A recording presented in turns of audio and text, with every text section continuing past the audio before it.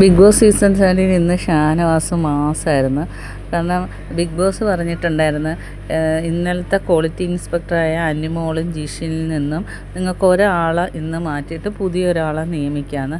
അപ്പോൾ എല്ലാവർക്കും അതിനുള്ള വോട്ട് ചെയ്യാനുള്ള അവസരമാണ് ബിഗ് ബോസ് കൊടുത്തത്.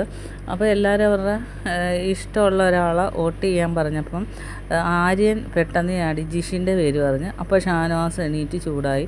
വോട്ട് ചെയ്യാൻ പറയുമ്പോൾ നിങ്ങൾ സ്വയമായിട്ട് വോട്ട് ചെയ്തിട്ടിടണം, അല്ല വിളിച്ചു പറയുകയല്ല. ഒരാളെന്തെങ്കിലും വിളിച്ചു പറഞ്ഞാൽ മറ്റുള്ളവർക്കും തോന്നും ഇന്ന ആളെ ചെയ്യാം എന്ന് തോന്നും. അങ്ങനല്ല, അതിനാണ് ബിഗ് ബോസ് വോട്ട് ചെയ്യാൻ അവസരം തന്നിരിക്കുന്നത്.